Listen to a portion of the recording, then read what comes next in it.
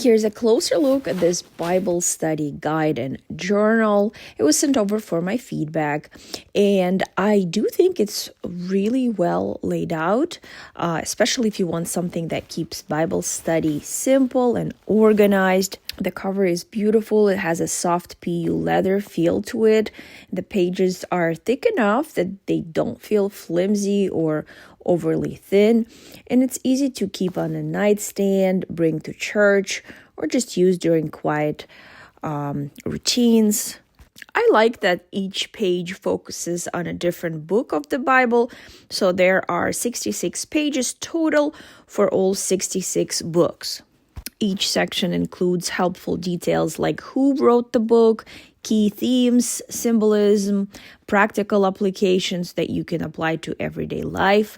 Overall, I think this is a thoughtful Bible study journal, especially if you want something that's structured and beginner-friendly. This is definitely a great find. Check it out.